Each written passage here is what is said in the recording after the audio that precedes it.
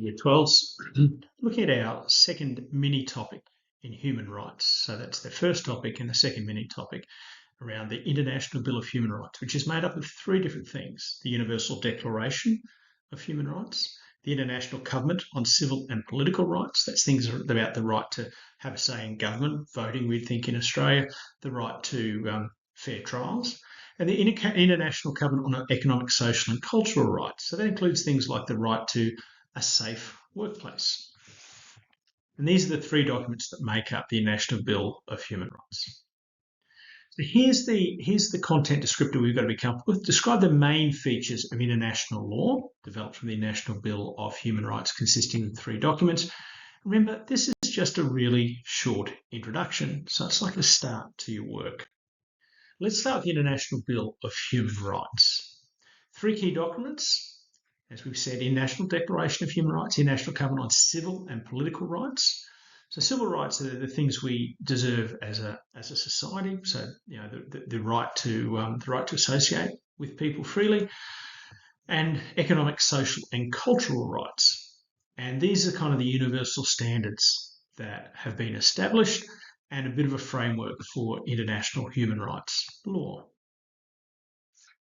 So starting with the Universal Declaration of Human Rights, adopted by the UN General Assembly in 1948, so following the Second World War.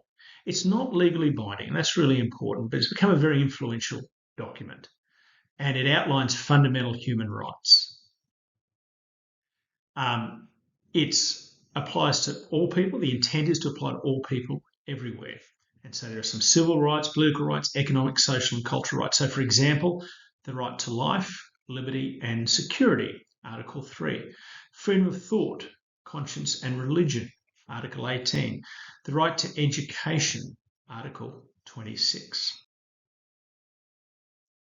And it's inspired the other two documents that followed it that make up this Universal Bill of Human Rights, the civil and political rights, and the economic, social and cultural rights. It's referenced in national constitutions and laws. So that means that when a law is written somewhere, some country writes law, that sometimes they've referred to this. That's the importance that it has.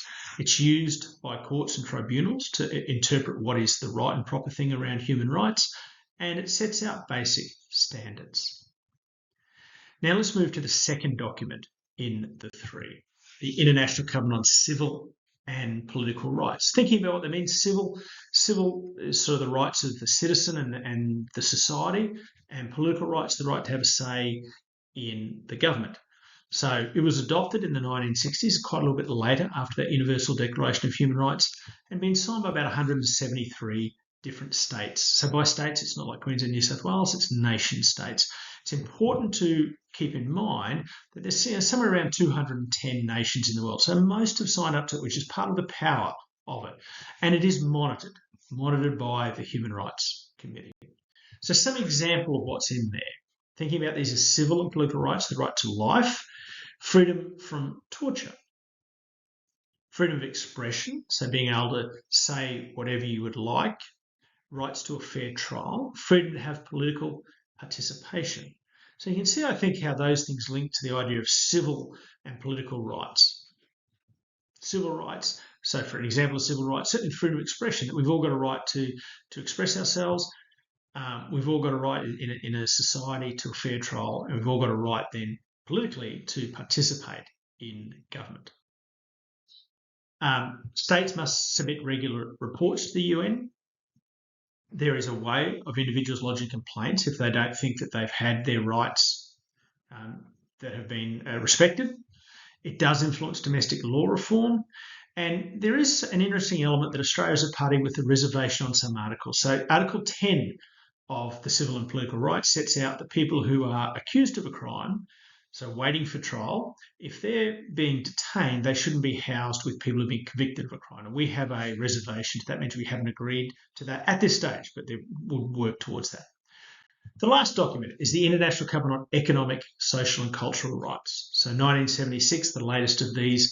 Still, a lot of nation states have signed it, and it has a monitoring committee, the Committee on Economic, Social and Cultural Rights. So some examples of these rights include the right to work, the right to education, the right to health, the right to social security, and the right to an adequate standard of living. And you see how some of these things link to economic things, the right to work, social elements, the right to education, the right to health, and linking to those ideas, this is a covenant on economic, social and cultural rights. So that's the third of the three documents that make up the International Bill of Human Rights.